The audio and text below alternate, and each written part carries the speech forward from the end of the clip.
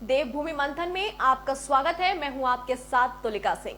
रुक करते हैं खबरों की ओर। खबर हमारी उत्तराखंड के हरिद्वार से सामने आ रही है। सीएम त्रिवेंद्र सिंह रावत कुंभ कार्यों का निरीक्षण करने पहुंचे हैं। आपको बता दें कि उत्तराखंड के मुख्यमंत्री त्रिवेंद्र सिंह रावत आज अपने हरिद्वार दौरे के दौरान कुंभ मेले के लिए होने वाले निर्माण कार्यों और व्यवस्थाओं का ग्राउंड जीरो पर जाकर स्थलीय निरीक्षण किया है। मुख्यमंत्री ने सूखी नदी पुल आस्था पथ गौरीशंकर द्वीप गौरीशंकर से वैरागी कैंप को जोड़ने वाली डबल लेन सेतु 212 मीटर की 3 करोड़ 27 लाख की लागत से बनने वाला पुल, श्रीयंत्र टापू निर्माणाधीन रानीपुर झाल पुल का ताबड़तोड़ निरीक्षण किया। कुंभ मेला प्रशासन और पुलिस के तमाम अधिकारी निरीक्षण के दौरान मौजूद रहे। वहीं मुख्यमंत्री अपने निरीक्षण के बाद कुंभ कार्यों की गति से संतुष्ट नजर आए। आपको बता दें कि मुख्यमंत्री ने कुंभ मेले के लिए चल रहे अधूरे निर्माण कार्यों को 15 फरवरी तक पूरा करने की उम्मीद भी जताई है। वहीं इस दौरान मुख्यमंत्री ने साफ, स्वच्छ और बेदाग हरिद्वार कुंभ आयोजित करने का भी दावा किया है। कुंभ कार्यों की गति और व्यवस्थाओं का निरीक्षण करने हरिद्वार पहुंचे मुख्यमंत्री त्रिवेंद्र सिंह रावत ने कहा कि कुंभ के कार्यों में लगभग सारे कार्य पूर्णतः पर हैं। 1-2 कार्य अधूरे जो हैं वो 15 फरवरी तक पूरे हो जाएंगे। कुंभ मेले के लिए पार्किंग की व्यवस्था और अन्य सुविधाएं उपलब्ध कराई जा रही हैं। वहीं आपको बता दें कि हरिद्वार कुंभ की विधिवत शुरुआत बहुत अच्छी तरीके से होगी, साफ और स्वच्छ होगी। कुंभ हरिद्वार में आयोजित किया जाएगा। वहीं कोरोना संक्रमण के कारण जो बाधाएं आई हैं उसके बावजूद सभी कार्य समय से पूरे हो रहे हैं। कुंभ मेले के दौरान हरिद्वार आने वाले श्रद्धालु को सड़क, स्नान घाट और अन्य सभी सुविधाएं व्यवस्थित मिलेंगी। सरकार द्वारा बाहरी रूप से साफ स्वच्छ के दाग कुंभ यहां पर आयोजित किया जाएगा। वहीं अभी तक कुंभ मेले की अधिसूचना जारी न किए जाने पर मुख्यमंत्री का कहना है कि भारत सरकार ने एसओपी जारी की है। उसके आधार पर कोरोना गाइडलाइन के अनुसार कुंभ हरिद्वार में आयोजित किया जाएगा। अधिसूचना सोशल डिस्टेंसिंग, मास्क और अन्य सभी केंद्र सरकार द्वारा जारी गाइडलाइन का क्रियान्वयन हरिद्वार कुंभ के दौरान कराया जाएगा। वहीं कुंभ के अधूरे कार्यों को लेकर पूर्व में साधु संत भी अपनी नाराजगी जता चुके हैं। यही वजह है कि आज सूबे के मुख्यमंत्री खुद हरिद्वार पहुंचे और कुंभ कार्यों की गति का जायजा लिया। इस दौरान मुख्यमंत्री त्रिवेंद्र सिंह रावत कुंभ कार्यों की गति से संतुष्ट नजर आए और मौके पर मौजूद अधिकारियों को मुख्यमंत्री ने विभिन्न बिंदुओं पर निर्देशित भी किया है।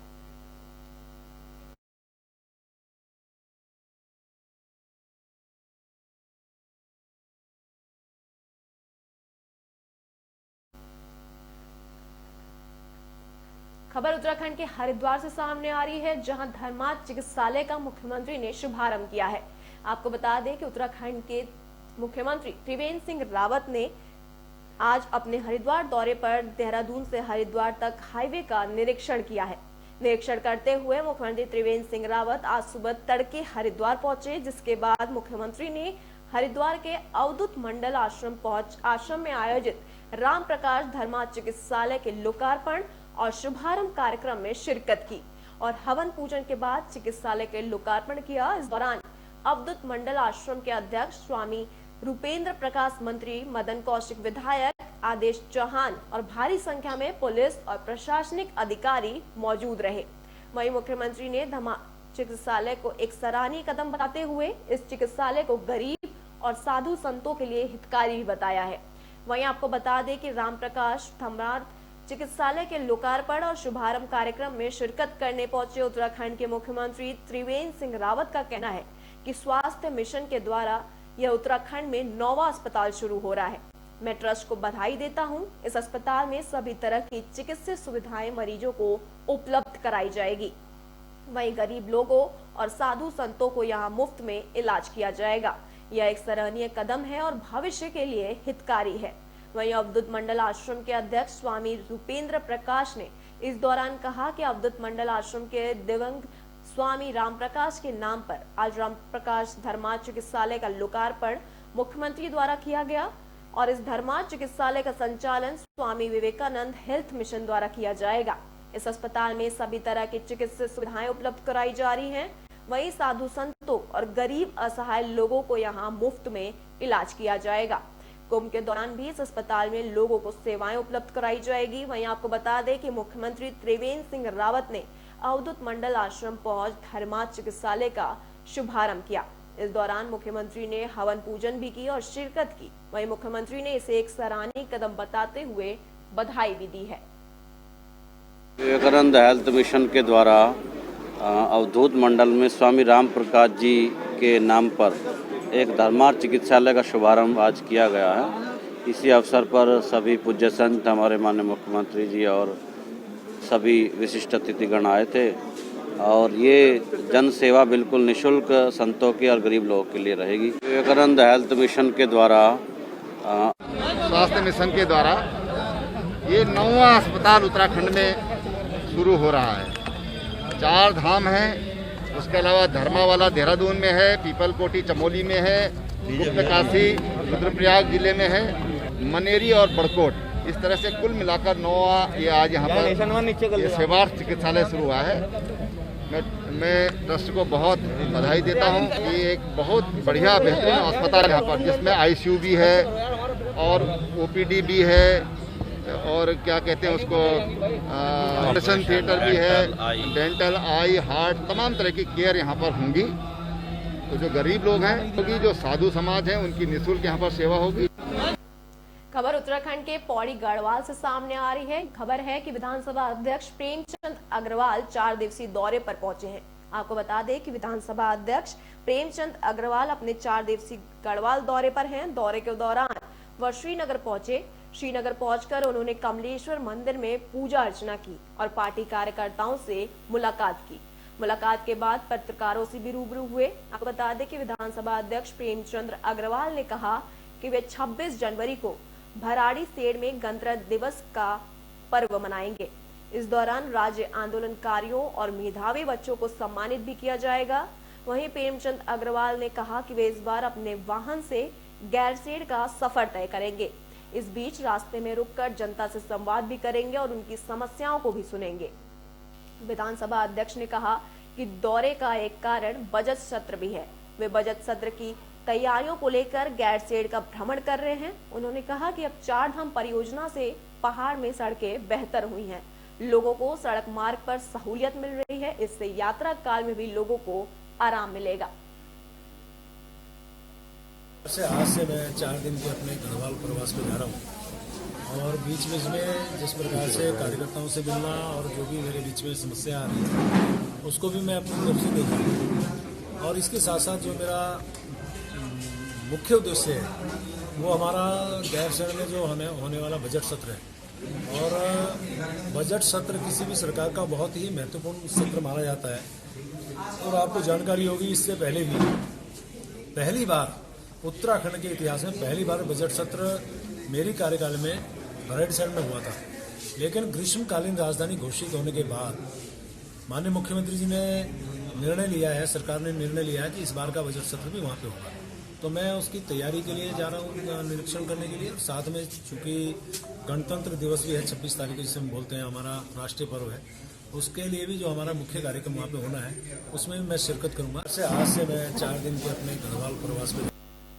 खबर उत्तराखंड के बेरीनाग से सामने आ रही है, जहां पशुपालन केंद्रों पर ताला लटक रहा है। आपको बता दें कि पशुपालन केंद्रों पर ताला लटक रहा है। पशुपालन विभाग की योजनाओं पर सवाल उठ रहे हैं। सरकारी योजनाओं की धरातल पर कैसी स्थिति है और योजनाओं का लाभ कैसे लोगों को मिल पाता है, यह देखने को मिल रहा है। गंगोली घाट विधानसभा में स्थित पशुपालन विभाग की योजनाओं पर पहाड़ की रीढ़ और पहाड़ में 60% से अधिक लोग पशुपालन निर्भर हैं। यहाँ के लोगों की मुख्य आजीविका का साधन भी है, लेकिन पशुपालन विभाग की योजनाएं सिर्फ कागजों में घास चर रही हैं। गंगोली घाट विधानसभा के अंतर्गत अधिकांश पशु सेवा केंद्रों में लंबे समय से ताले लटके हुए हैं। क्षेत्र में 13 पशुधन केंद्रों में से 9 पशुधन केंद्रों में लंबे समय से ताला लटका हुआ है। बेरीनाग और गंगोली घाट तहसील मुख्यालय के चक्कर काटकर डॉक्टर के आगे मन्नतें करनी पड़ती हैं, लेकिन बेरीनाग विकास खंड में चामाचौड़, भुवनेश्वर, जयनगर, कोटमन्या, चैसला पशु केंद्रों में लंबे समय से ताले लटके हुए हैं। पुराना थल के पशुधन प्रसार अधिकारी के पास 6 केंद्रों की जिम्मेदारी है। पहाड़ों में 6 केंद्रों को देख पाना बहुत ही मुश्किल कार्य है। गंगोली घाट विकास खंड में पोखरी, चहज, चैनाला, गड़ाई, सिमलता में लंबे समय से अधिकारी नहीं होने से ताला लटका हुआ है। स्थानीय जनप्रतिनिधि यहां पर अधिकारियों की नियुक्ति की मांग कर चुके हैं, लेकिन मांग कागजों की फाइलों तक सीमित रह गई है। यदि ग्रामीण में क्षेत्रों में कोई पशु बीमार हो जाए तो पशुपालकों को आगे बड़ी परेशानी खड़ी हो जाती है। यह समस्या आए दिन देखने को मिल रही है। कुछ वर्षों में सरकार ने सभी विभाग अधिकारियों और कर्मचारियों की संबंधता को खत्म कर दिया था, लेकिन उसके बाद आए दिन कुछ विभागीय अधिकारी कर्मचारी नियमों को ताक में रहकर मनचाही स्थलों पर तैनाती करवा दे रहे हैं। यही हाल पशुपालन विभाग में हो रहा है। जब इस संदर्भ में पशुपालन मंत्री रेखा आर्या को फोन कर उनका पक्ष जानने की कोशिश की गई तो उन्हें फोन नहीं उठाया, जिस कारण उनका पक्ष का कोई पता नहीं चल पाया। ग्रामीण क्षेत्रों में पशुपालकों को अच्छी नस्ल के पशुओं नहीं मिलने पर, समय पर चारा नहीं मिलने और दूध उत्पादन कम होने और पशुपालन विभाग के द्वारा पशुओं पालकों को विभागीय लाभ और जानकारी नहीं मिलने के कारण आए दिन पशुपालकों की संख्या भी घटती जा रही है, जिसके लिए प्रदेश का पशु महकमा भी कहीं न कहीं जिम्मेदार है। पशुपालन से सरकार की ओर से कोई भी लाभ नहीं मिल रहा है। जो हमारे प्राचीन समय में कुछ लोग मतलब जो है कि इस चीज़ के विषय में बदिया बनाना, दूसरा करने में जानते थे, उन लोगों ने वो काम छोड़ दिया है और आज हमें दर दर रखना पड़ रहा है और हमारे बच्चे हमारे मतलब जो है कि पशु सारे वैसे पड़ेंगे। और दूसरा कृत्रिम गर्भाधान के लिए हमारे पास कोई साधन नहीं है और इसमें पशुधन कैसे आगे बढ़ेगा और जिससे हमारे किसानों को गांव में पशु भैंस गाय पालने में बहुत ज़्यादा असुविधा हो चुकी है। मैं बहुत दुखी हूँ और माननीय मंत्री जी को मैं लगातार 2-3 दिन से फ़ोन से संपर्क कर रही हूँ और मंत्री जी कभी बैठकों में बता रहे हैं और कभी फ़ोन से बात नहीं हो पा रही है, फ़ोन रिसीव नहीं कर पा रही है। और मेरे डायरेक्टर साहब से जो बात हुई उन्होंने यही बताया कि माननीय मंत्री जी के रिक्वेस्ट से ही हम लोगों ने जिसको जहाँ अटैच किया है माननीय मंत्री जी के रिक्वेस्ट से ही किया है। मैडम आप उन्हीं से बात करिए, तो मैं उनके लिए पत्र भी बना रही हूँ और मैं बात करूँगी। देखिए सरकार जो आज पशुधन को बढ़ावा दे रही है और मेरे यहाँ अगर सारे डॉक्टरों का इस तरह से ट्रांसफ़र होता रहेगा तो आने वाले समय में जनता को बहुत नुकसान। वो से स्थिति पूरे जनपद में है। हमारे पास जितने एरिया सेंटर हैं उसमें सिर्फ 35% उसमें भरे हुए हैं, बाकी खाली हैं। 86 पद में से 30 भरे हुए हैं, 56 पद हमारे पास खाली हैं। बार बार जो है लिखते जा रहे हैं क्योंकि अभी कम पोस्टें निकलती हैं। तो हमारे यहाँ के पूरे उत्तराखंड में ही पशुधन प्रसार पशु सेवा केंद्र की स्थिति यही है। पशु सेवा केंद्र में जो पशुधन प्रसार अधिकारी आते हैं वो बहुत कम निकल पाते हैं। हमारा ऋषिकेश में इसका ट्रेनिंग सेंटर है, तो इस कारण से ये स्थिति बनी हुई है। जैसे ही हम शासन से मांग करते रहते हैं, जैसे वो देते हैं, पूरे जनपद में 2 या 3 केंद्रों के लिए हम ये मांग पूरी कर पाते हैं। अब सरकार की योजना है कि हम गांव में जो बेरोजगार युवक हैं उनको भी एआई की ट्रेनिंग करें। वो से खबर उत्तराखंड के गदरपुर से सामने आ रही है, जहां पर जर्जर सड़क हादसों को दावत दे रही है। आपको बता दें कि उत्तराखंड के गदरपुर में गड्ढे में सड़क में गड्ढा है, अंदाजा लगाना मुश्किल हो गया है। जी हां, हम बात कर रहे हैं गदरपुर के बिशनपुर जर्जर सड़क की, जहां जर्जर सड़क होने के कारण आए दिन हो रहे सड़क दुर्घटना। तो वहीं आए दिन हो रहे सड़क दुर्घटना की रोकथाम के लिए कांग्रेसी नेता प्रीत ग्रोवर के नेतृत्व में ग्रामीणों ने श्रमदान के माध्यम से जर्जर सड़क के बड़े बड़े गड्ढे को मलबा मिट्टी डालकर भरकर कैबिनेट मंत्री व क्षेत्रीय विधायक अरविंद पांडे को आईना दिखाते हुए मुख्यमंत्री द्वारा इस सड़क निर्माण के लिए कई घोषणाओं को खोखली घोषणा बताया है। इस दौरान यूथ कांग्रेस के ब्लॉक अध्यक्ष विशाल मक्कड़ ने कहा कि खराब मुख्यमंत्री का अवार्ड प्रदेश के मुख्यमंत्री को मिल रहा है, जिनकी वजह से गर्व से उठा हुआ उत्तराखंड का शीश झुक गया है, और कहा कि कैबिनेट मंत्री व क्षेत्रीय विधायक अरविंद पांडे के निवास स्थान और गुलर भोज के हरिपुर जलाशय को जाने वाली यह सड़क जर्जर हालात में है, जहां सिर्फ गड्ढे ही गड्ढे नजर आ रहे हैं। सड़क नहीं है, लेकिन 2 बार घोषणा होने के बावजूद इस सड़क का निर्माण तो दूर की बात है, मरम्मत तक नहीं किया गया। तो वहीं कांग्रेसी नेता प्रीत ग्रोवर ने कहा कि सड़क में बड़े गड्ढे होने के कारण आए दिन सड़क हादसे हो रहे हैं, जिसको देखते हुए ग्रामीणों द्वारा श्रमदान कर गड्ढे को भर दिया गया है और कहा गया है कि क्षेत्रीय विधायक अरविंद पांडे और कैबिनेट मंत्री, लेकिन उनके विधानसभा में सड़कों का हाल बहुत ही दयनीय है, जिसके कारण आए दिन सड़क हादसे होते रहते हैं। पिछले कुछ सालों से 5-7 सालों से हमारी विधानसभा की लगभग सभी सड़कों के हालात ऐसे ही हैं। आप बलराम नगर से गिरधर नगर सड़क पर जाके देख लीजिए, जो है गुलरभोज माननीय मंत्री जी के आवास की ओर ही जाती है। हमारा जो क्षेत्र है गुलरभोज धाम, इसे मंत्री जी पर्यटन स्थल के रूप में स्थापित करना चाहते हैं और एक हर जगह अपना एग्जाम्पल देता है कि मैं गुलरभोज धाम को एक गदरपुर शहर के लिए या गुलरभोज के लिए एक बहुत बड़ा पर्यटन स्थल बनाऊंगा। वहां पर जाने वाली सड़कों के हालात आप देख लीजिए, ये रोड भी उनके पर्यटन स्थल पर जाती है, वो रोड भी उनके पर्यटन स्थल पर जाती है। ये जो सड़क है ये गदरपुर सैदलीगंज मार्ग और खेमपुर मार्ग है। इस पे खड्डे इतने ज़्यादा थे, इस पे चलना पब्लिक का दुश्वार हो चुका था और हमारे द्वारा कई बार इस सड़क की रिपेयरिंग की और नवीनीकरण की मांग को लेकर शासन प्रशासन से कई बार वार्ता की गई। कई बार हमारे द्वारा इस सड़क को लेकर धरना प्रदर्शन भी किया गया। उसके बावजूद भी इस सड़क पे शासन ने ना प्रशासन ने कोई ध्यान दिया और स्थानीय विधायक जो यहाँ के अरविंद पांडे हैं और प्रदेश में कैबिनेट मिनिस्टर हैं, उनके द्वारा भी इस सड़क का हमेशा अनदेखी की जाती है। उस सब के चलते आज हमने इस रोड पे कार सेवा कर इस सड़क में खड्डे भरने का काम किया है। ये जो खबर उत्तराखंड के दिनेशपुर से सामने आ रही है, जहां मिशन 2022 को लेकर कांग्रेस ने कमर कस ली है। आपको बता दें कि कांग्रेसियों ने मिशन 2022 विधानसभा में होने वाले चुनाव को लेकर कांग्रेसियों ने कमर कस ली है, जिसके चलते दिनेशपुर के कांग्रेस कार्यालय में गदरपुर विधानसभा प्रभारी अलका पाल के नेतृत्व में कार्यकर्ताओं के साथ एक बैठक कर आने वाले विधानसभा चुनाव में प्रदेश में कांग्रेस की सरकार बनाने व विधानसभा में कांग्रेस विधायक प्रत्याशी को जिताने के लिए रणनीति बनाई गई है। इस मौके पर प्रदेश महामंत्री ममता हालदार व पूर्व विधायक प्रेमानंद महाजन के साथ दर्जनों कांग्रेस कार्यकर्ता मौजूद रहे। तो वहीं गदरपुर विधानसभा कांग्रेस प्रभारी अलका पाल ने कहा कि 2022 में होने वाले विधानसभा चुनाव को लेकर बैठक की गई है। साथ ही बूथ स्तर पर मजबूत करने के लिए आज निर्णय लिया गया है कि सभी कांग्रेसियों को एकजुट होकर कांग्रेस की नीतियों को हर लोगों तक पहुंचाना है और कहा कि भाजपा की जिन विरोधी कल्याणकारी नीतियों से जनता पूरी तरह त्रस्त हो चुकी है, इसलिए 2022 में निश्चित रूप से उत्तराखंड में कांग्रेस की सरकार बनेगी। और इस बैठक में यूथ कांग्रेस, महिला कांग्रेस से लेकर सभी प्रकोष्ठ में कांग्रेसी पदाधिकारियों से लेकर कार्यकर्ता मौजूद रहे। हमारी संगठन की मीटिंग है, हमारी प्रभारी जी आई हुई थी और संगठन को कैसे मजबूत किया जाए, तो पूरे बूथ लेवल पे हम लोग उस मजबूत करने के लिए एक लोग और कमेटी के साथ बूथ में जा रहे हैं और जाएंगे और कांग्रेस पार्टी को मजबूत करेंगे। हमने अपने संगठन की बैठक को यहाँ रखा है, जो कि हमारा मिशन 2022 है। हमें एकजुट होकर कांग्रेस के कामों को प्रचार प्रसार करते हुए, उसकी रीति नीतियों को प्रचार प्रसार करते हुए हमें ग्रास रूट लेवल पे बूथ स्तर तक कार्यकर्ताओं को मजबूत करने के लिए और उनको एक्टिव करने के लिए हमने आज ये विचार विमर्श और मंथन और बैठक की है और इसका निश्चित तौर पे फ़ायदा हमें 2022 में मिलेगा।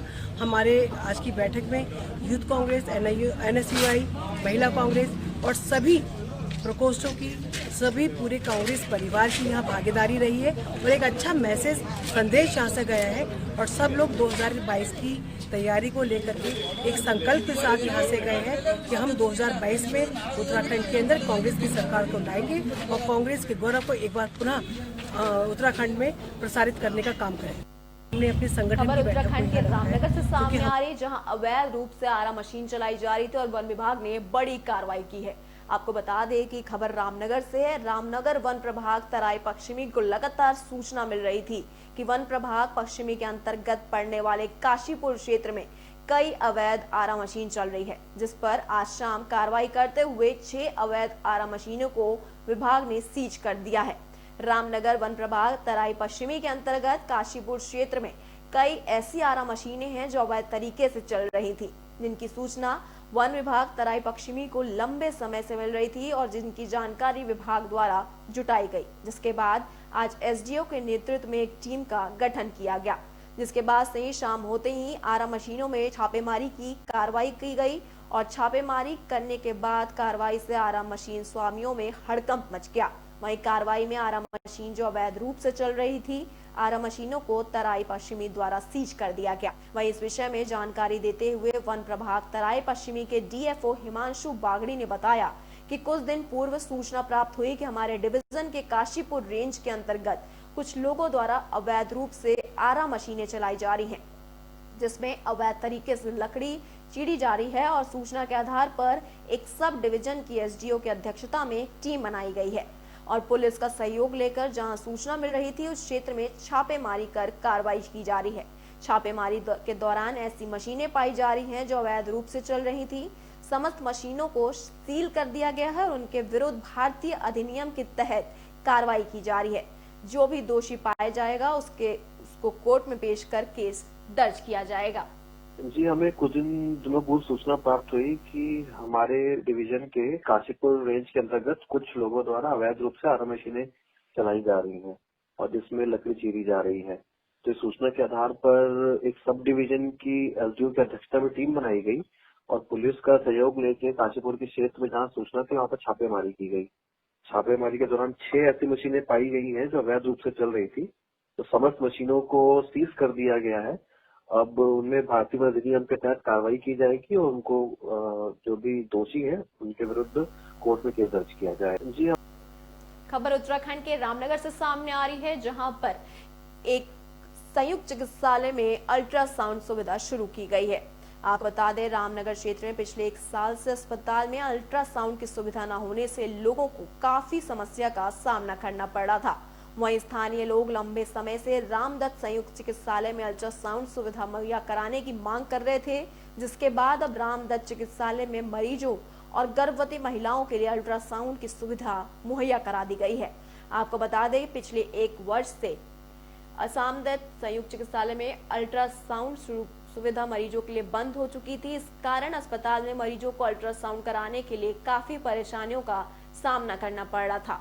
वहीं समस्या को लेकर सामाजिक कार्यकर्ता और स्थानीय लोग लगातार अस्पताल में मरीजों के लिए अल्ट्रासाउंड सुविधा मुहैया कराने के लिए अस्पताल प्रशासन से मांग कर रहे थे, जिसके बाद अब रामनगर संयुक्त चिकित्सालय प्रशासन ने समस्या का संज्ञान लेते हुए मरीजों के लिए अल्ट्रासाउंड की सुविधा उपलब्ध करा दी है। वहीं आपको बता दें डॉक्टर तुषार शर्मा ने बताया कि हमने इस महीने से ही रामदत्त संयुक्त चिकित्सालय में अल्ट्रासाउंड शुरू कर दिया है। इसमें प्रेग्नेंट महिलाओं के साथ ही अन्य सभी ग्रंथियों के अल्ट्रासाउंड शुरू हो चुके हैं, जिसमें हम कलर अल्ट्रासाउंड भी कर रहे हैं। साथ ही शरीर में जितने प्रकार के अल्ट्रासाउंड किए जाते हैं वह सभी अल्ट्रासाउंड यहाँ पर किए जा रहे हैं। यहाँ हाईटेक एडवांस अल्ट्रासाउंड मशीन लगी है जिससे शरीर के सभी अंगों का अल्ट्रासाउंड किया जा सकेगा। मरीजों को अब अल्ट्रासाउंड कराने के लिए बाहरी क्षेत्रों में जाने की जरूरत नहीं होगी, क्योंकि सारे अंगों का अल्ट्रासाउंड करने के लिए हाईटेक मशीनों के जरिए हम लोग तैयार हैं। हमने इस महीने से अपने सारे अल्ट्रासाउंड यहाँ पर स्टार्ट कर दिए हैं, जिसमें से प्रेगनेंसी के लेकर अपने पेट के अल्ट्रासाउंड से लेकर और ग्रंथियों के अल्ट्रासाउंड से लेकर सारे स्टार्ट कर चुके हैं। जिसमें हम कलर डॉपलर भी कर रहे हैं, जिसमें बच्चे की खून के दौरे से लेकर माँ के खून के दौरे तक अल्ट्रासाउंड भी किया जाएगा। पैरों के खून के दौरे की नलियों का भी अल्ट्रासाउंड किया जाता है। हर विषय में जितने अल्ट्रासाउंड हो सकते हैं अपने शरीर के हम सारे कर रहे हैं और अच्छी एडवांस टेक्नोलॉजी के साथ कर रहे हैं। ये डॉपलर टेक्नोलॉजी है। देवभूमि मंथन में फिलहाल के लिए इतना ही। देश और दुनिया की तमाम बड़ी खबरों के लिए देखते रहिए ABC न्यूज़। नमस्कार।